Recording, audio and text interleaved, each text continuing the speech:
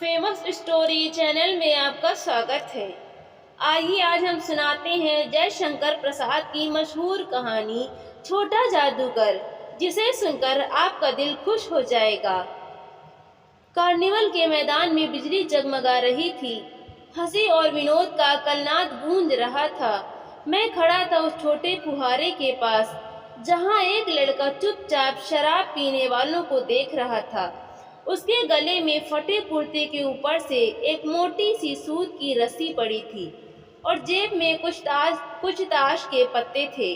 उसके मुंह पर गंभीर विषाद के साथ धैर्य की रेखा थी।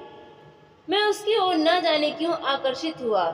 उसके अभाव में भी संपन्नता थी। मैंने पूछा, क्यों जी, तुमने इसमें क्या देखा? मैंने सब देखा है। यहाँ चूड़ी फेंकते हैं, खिलौनों पर निशाना लगाते हैं, तीर से नंबर छेदते हैं। मुझे तो खिलौनों पर निशाना लगाना अच्छा मालूम हुआ। जादूगर तो बिल्कुल निकम्मा है। उससे अच्छा तो ताश का खेल मैं ही दिखा सकता हूँ। उसने बड़ी प्रगल्भता से कहा। उसकी वाणी में कहीं रुकावट न थी। मैंने पूछा, और उस पर्दे में क्या है? वहां तुम गए थे? नहीं, वहां मैं नहीं जा सका, टिकट लगता है। मैंने कहा, तो चल मैं वहां पर तुमको लिवा चलूं। मैंने मन ही मन कहा, भाई आज के तुम ही मित्र रहे।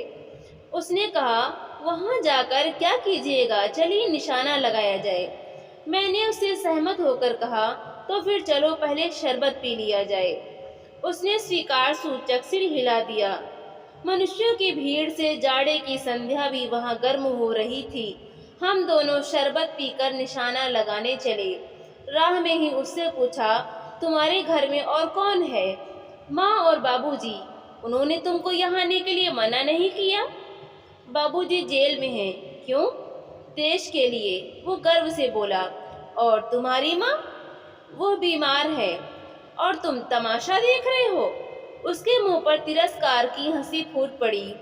उसने कहा, तमाशा देखने नहीं दिखाने निकला हूँ। कुछ पैसे ले जाऊंगा तो माँ को पथ्य दूंगा। मुझे शरबत ना पिलाकर आपने मेरा खेल देखकर मुझे कुछ दे दिया होता तो मुझे अधिक प्रसन्नता होती। मैं आश्चर्य से उस 13-14 वर्ष के लड़के को देखने लगा। हाँ, मैं सच कहता हूँ बाबूजी, माँ जी बीमार है, इसीलिए मैं नहीं गया। कहाँ? जेल में। जब कुछ लोग खेल तमाशा देखते ही हैं, तो मैं क्यों ना दिखाकर माँ की दवा करूं और अपना पेट भरूं। मैंने दीर्घ निश्वास लिया। चारों ओर बिजली के लट्टू नाच रहे थे। मन व्यग्र हो उठा। मैंने उससे कहा, अच्छा चलो निशाना लगाया जाए। हम दोनों उस जगह पर पहुंचे जहां खिलौनों को गेंद से गिराया जाता था। मैंने 12 टिकट खरीदकर उस लड़के को दिए। वो निकला पक्का निशानेबाज। उसकी कोई गेंद खाली नहीं गई। देखने वाले दंग रह गए। उसने 12 खिलौनों को बटोर लिया, लेकिन उठता कैसे? कुछ मेरी रुमाल में बंधे, कुछ जेब में रख लिए गए। लड़के ने कहा, बाबूजी आपको तमाशा दिखाऊंगा, बाहर आइए, मैं चलता हूँ। वो 9-11 हो गया। मैंने मन ही मन कहा, इतनी जल्दी आंख बदल गई। मैं घूमकर पान की दुकान पर आ गया। पान खाकर बड़ी देर तक इधर उधर टहलता देखता रहा। झूले के पास लोगों का ऊपर नीचे आना देखने लगा। अकस्मात किसी ने ऊपर के हिंडोले से पुकारा, बाबूजी। मैंने पूछा, कौन? मैं हूँ छोटा जादूगर। कलकत्ते के सुरम्य बोटैनिकल उद्यान में लाल कमलनी से भरी हुई एक छोटी सी झील के किनारे घने वृक्षों की छाया में अपनी मंडली के साथ बैठा हुआ मैं जलपान कर रहा था। बातें हो रही थीं। इतने में वही छोटा जादूगर दिखाई पड़ा। हाथ में 4 खाने का खादी का झोला, साफ जांघिया और आधी बाहों का कुर्ता। सिर पर मेरी रुमाल सूत की रस्सी से बंधी हुई थी। मस्तानी चाल में झूमता हुआ आकर वो कहने लगा, बाबूजी नमस्ते। आज का ये तो खेल दिखाऊं? नहीं जी, अभी हम लोग जलपान कर रहे हैं। फिर इसके बाद क्या गाना बजाना होगा बाबूजी? नहीं जी, तुमको। क्रोध से मैं कुछ और कहने जा रहा था। श्रीमती जी ने कहा, दिखलाओ जी, तुम तो अच्छे आए, भला कुछ मन तो बहले। मैं चुप हो गया, क्योंकि श्रीमती जी की वाणी में वह माँ की सी मिठास थी जिसके सामने किसी भी लड़के को रोका नहीं जा सकता। उसने खेल आरंभ किया। उस दिन कार्निवल के सब खिलौने उसके खेल में अपना अभिनय करने लगे। भालू मनाने लगा, बिल्ली रूठने लगी, बंदर घुड़कने लगा, गुड़िया का ब्याह हुआ, बुड्ढा वर काना निकला। लड़के की वाचालता से ही अभिनय हो रहा था। सब हंसते हंसते लोटपोट हो गए। मैं सोच रहा था, बालक को आवश्यकता ने कितना शीघ्र चतुर बना दिया। यही तो संसार है। ताश के पत्ते सब लाल हो गए, फिर सब काले हो गए।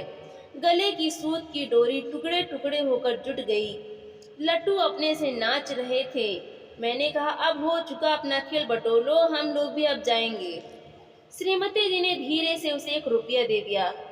वो उछल उठा। मैंने कहा, लड़के, छोटा जादूगर कहिए, यही मेरा नाम है, इसी से मेरी जीविका है। मैं कुछ बोलना ही चाहता था कि श्रीमती जी ने कहा, अच्छा, तुम इस रुपए से क्या करोगे? पहले भरपेट पकौड़ी खाऊंगा, फिर एक सूती कंबल लूंगा। मेरा क्रोध अब लौट आया। मैं अपने पर बहुत क्रुद्ध होकर सोचने लगा, ओह, कितना स्वार्थी हूँ मैं। उसके 1 रुपया पाने पर मैं ईर्ष्या करने लगा था ना। वो नमस्कार करके चला गया। हम लोग लता कुंज देखने के लिए चले। उस छोटे से बनावटी जंगल में संध्या साए साए करने लगी थी। अस्ताचलगामी सूर्य की अंतिम किरण वृक्षों की पत्तियों से विदाई ले रही थी। एक शांत वातावरण था। हम लोग धीरे धीरे मोटर से हावड़ा की ओर आ रहे थे। रह रहकर छोटा जादूगर स्मरण होता था। तभी सचमुच वो एक झोपड़ी के पास कंबल कंधे पर डाले मिल गया।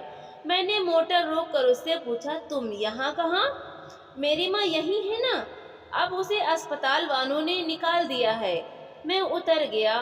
उस झोपड़ी में देखा तो एक स्त्री चिथड़ों से लदी हुई कांप रही थी। छोटे जादूगर ने कंबल ऊपर से डालकर उसके शरीर से चिमटते हुए कहा, माँ। मेरी आंखों में आंसू निकल पड़े। बड़े दिन की छुट्टी बीत चली थी। मुझे अपने ऑफिस में समय से पहुंचना था। कलकत्ते से मन ऊब गया था। फिर भी चलते चलते एक बार उस उद्यान को देखने की इच्छा हुई। साथ ही साथ जादूगर भी दिखाई पड़ जाता तो और भी। मैं उस दिन अकेले ही चल पड़ा। जल्द लौट आना था। 10 बज चुके थे। मैंने देखा कि उस निर्मल धूप में सड़क के किनारे कपड़े पर छोटे जादूगर का रंगमंच सजा था। मैं मोटर रोक कर उतर पड़ा। वहाँ बिल्ली रूठ रही थी, भालू मनाने चला था, ब्याह की तैयारी थी। यह सब होते हुए भी जादूगर की वाणी में वो प्रसन्नता की तरी नहीं थी। जब वो औरों को हंसाने की चेष्टा कर रहा था, तब जैसे स्वयं कांप जाता था, मानो उसके रोए रो रहे थे। मैं आश्चर्य से देख रहा था। खेल हो जाने पर पैसा बटोर कर उसने भीड़ में मुझे देखा। वो जैसे क्षण भर के लिए स्फूर्तिमान हो गया। मैंने उसकी पीठ थपथपाते हुए पूछा, आज तुम्हारा खेल जमा क्यों नहीं? माँ ने कहा है कि आज तुरंत चले आना, मेरी घड़ी समीप है। अविचल भाव से उसने कहा, तब भी तुम खेल दिखाने चले आए? मैंने कुछ क्रोध से कहा, मनुष्य के सुख दुख का माप अपना ही साधन तो है, उसके अनुपात से वो तुलना करता है। उसके मुंह पर वही परिचित तिरस्कार की रेखा फूट पड़ी। उसने कहा, क्यों ना आता? और कुछ अधिक कहने में जैसे वो अपमान का अनुभव कर रहा था। क्षण भर में मुझे अपनी भूल मालूम हो गई। उसके झोले को गाड़ी में फेंक कर उसे भी बैठाते हुए मैंने कहा, जल्दी चलो। मोटर वाला मेरे बताए हुए पथ पर चल पड़ा।